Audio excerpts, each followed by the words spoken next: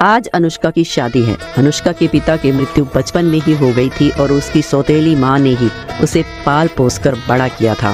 बेटी, मैं तो बस यही चाहती हूँ कि तू अपनी पूरी जिंदगी खुश रहे, तेरे ससुराल में तुझे कोई भी कमी ना हो। मैं तेरी सौतेली माँ हूँ, लेकिन मेरा भगवान ही जानता है कि मैंने तुझ में और अपनी बेटी में कभी कोई फर्क नहीं किया। ये कैसी बातें कर रही हो माँ आप? मुझे पता है कि पिताजी के जाने के बाद आपने हम दोनों बहनों का कितना अच्छे से ख्याल रखा है। मुझे कभी ये नहीं लगने दिया कि आप मेरी सौतेली माँ हैं। ये कहकर अनुष्का रोने लगी। ओहो, बस करो अब तुम दोनों। माँ जी, मैं अनुष्का को यहाँ से ले जाता हूँ, वरना आप दोनों तो रोती ही रहेंगी। दामाद जी, अनुष्का के पिता की इच्छा थी कि उसकी शादी बहुत ही अच्छे घराने में हो। आज इसे लाल जोड़े में देखकर उनकी आत्मा को भी शांति मिली होगी। आपसे बस मेरी यही प्रार्थना है कि जैसे मैंने अपनी बेटी को प्यार दिया है, उस घर में भी इसे उतना ही प्यार और सम्मान देना। हाँ हाँ माँ जी, आप बिल्कुल चिंता ना करें। मैं अनुष्का का वैसे ही ख्याल रखूंगा जैसे आपने रखा है।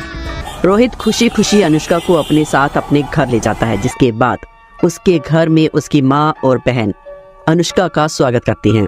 बहू, तुम इस लोटे को पैर से गिराकर अंदर आ जाओ। अनुष्का लोटे को पैर से गिराती है और अंदर घर में प्रवेश करती है। तुम्हारा इस घर में स्वागत है बहू। अरे भाभी, ऐसे कैसे आप अंदर आ जाओगी? पहले मुझे नेक तो दो। अनुष्का अपनी ननद को शगुन के रुपए देती है और फिर रोहित के साथ अपने कमरे में चली जाती है।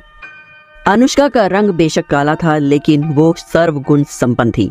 कुछ ही दिनों में वो ससुराल का सारा काम संभाल लेती है और सभी का दिल जीत लेती है।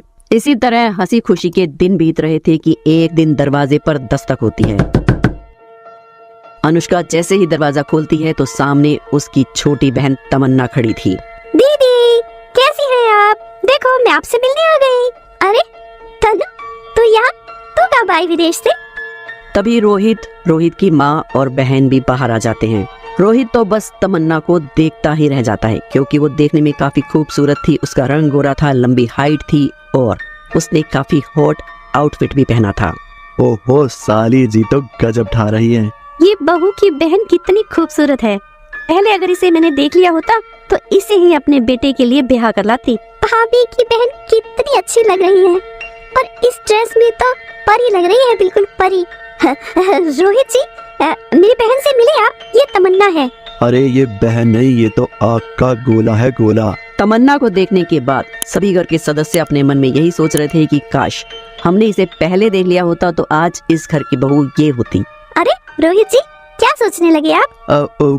कुछ नहीं, मैं सोच रहा था कि तुम्हारी बहन तुम्हारी जैसी बिल्कुल भी नहीं है, तुमसे बिल्कुल ही अलग दिखती है। ये कहकर रोहित वहाँ से चला गया। अरे बहू, कहा तुम कि इतनी छोटी हाइट है कि रसोई की स्लैब तक नहीं पहुंच पाती, और कहा ये तुम्हारी बहन कि खड़े खड़े बल्ब बदल दे। ऐसा बोलकर सासू माँ भी वहाँ से चली जाती है। अरे भाभी, तुम्हारी बहन तो बहुत ही खूबसूरत है। इसे देखकर तो लगता ही नहीं कि ये तुम्हारी बहन है। अनुष्का को सबकी बातें थोड़ी अजीब तो लगी, लेकिन वो इस ओर ज्यादा ध्यान नहीं देती है। लगता है मेरा जादू सब पर चल गया। अब मैं बदला लूंगी इस अनुष्का की बच्ची से। पूरा बचपन खराब कर दिया इसने मेरा। मेरी माँ मुझसे ज्यादा इससे प्यार करती थी। अब मैं इससे हर बात का बदला गिन गिन कर लूंगी। तनु, चलो तुम्हें तुम्हारा कमरा दिखा दो। अनुष्का तमन्ना को गेस्ट रूम में ले जाती है। तनु, ये तुम्हारा कमरा है और मेरा कमरा साइड वाला ही है। अगर तुम्हें किसी चीज की जरूरत हो तो मुझे बता देना। अब मैं जाती हूँ, तुम आराम कर लो। ऐसा कहकर अनुष्का रसोई घर में जाकर खाना बनाने लगती है। उसके जाते ही तमन्ना जोर जोर से हंसने लगती है। अरे वाह, ये तो नहले पर पहला हो गया, जो मुझे मेरी बहन के साइड वाला कमरा ही मिला है। अब देखता मैं कैसा जादू चलाती हूँ सब पर। उस दिन के बाद तमन्ना अनुष्का की हर बात पर नजर रखने लगी। एक दिन रोहित जब अपने कमरे के बाथरूम में नहा रहा था तो वो आवाज लगाता है। अनुष्का, ओ अनुष्का, मैं टॉवल लाना भूल गया हूँ, जरा पकड़ाना तो। तमन्ना उसकी आवाज सुनकर कमरे में आती है और रोहित को टॉवल पकड़ाने लगती है। रोहित उसे अपनी पत्नी अनुष्का समझकर उसका हाथ पकड़कर उसे वॉशरूम में खींच लेता है। अरे तुम यहाँ कैसे आई? मैं समझा कि अनुष्का है। वो दीदी काम कर रही थी ना, तो मैंने सोचा क्यों ना मैं ही आपको टॉवल पकड़ा दूं, और आपने मुझे अंदर खींच लिया। अच्छा कोई बात नहीं, चलो तुम मुझे माफ कर दो। वैसे जीजा जी, आपकी बॉडी तो बहुत ही शानदार है। ऐसा कहकर तमन्ना वहां से जाने के लिए मुड़ती है और जानबूझकर फिसलने की एक्टिंग करते हुए रोहित पर जा गिरती है।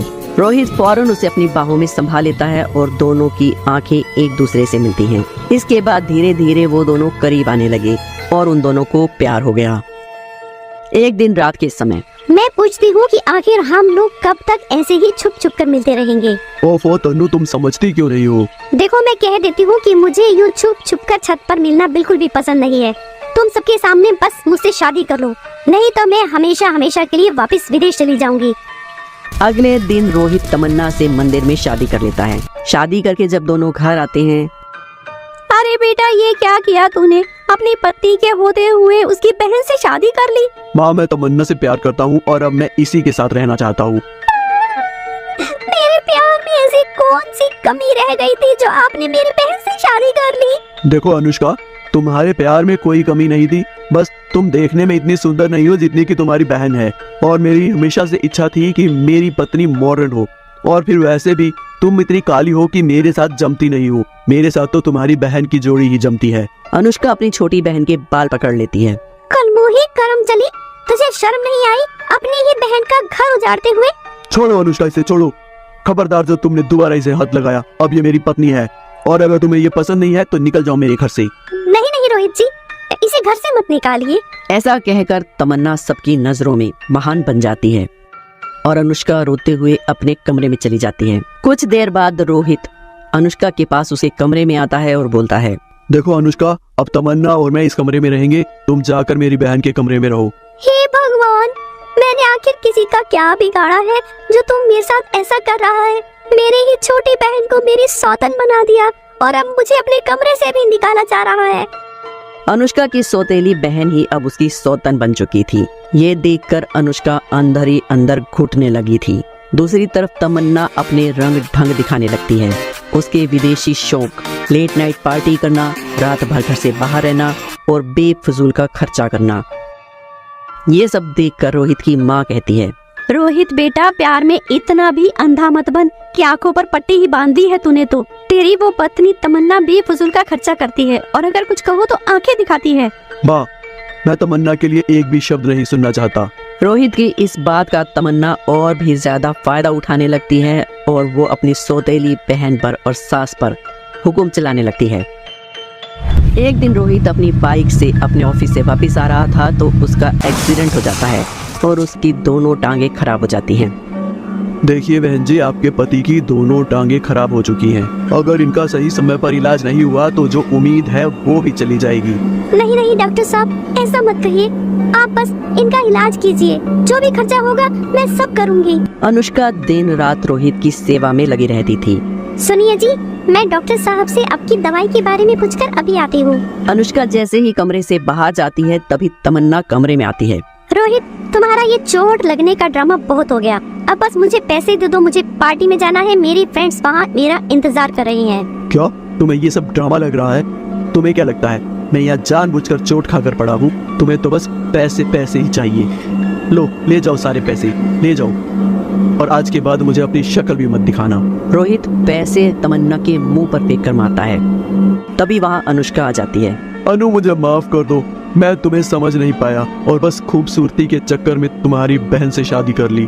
मैंने तुम्हें बहुत दुख दिया है, लेकिन अब मैं अपनी गलती पर पछता रहा हूँ। जो कुछ भी हुआ उसे भूल जाइए जी। आपको अपनी गलती का एहसास हो गया, मेरे लिए इतना ही काफी है। रोहित की बातें सुनकर अब तमन्ना को भी अपनी गलती का एहसास हो गया था और वो पछता रही थी। मैं बहुत बुरी हूँ, मुझे आप लोग माफ कर दीजिए। अब मुझे अपनी गलती का एहसास हो गया है। तनु, तुम्हें अपनी गलती का एहसास हो गया है, बस इतना ही काफी है। अब हम दोनों बहनें अपने एक ही पति के साथ खुशी खुशी एक घर में ही रहेंगी। अनुष्का का ये फैसला सब मान लेते हैं। इसके बाद दोनों सौतेली बहनें एक ही पति के साथ खुशी खुशी रहने लगती हैं।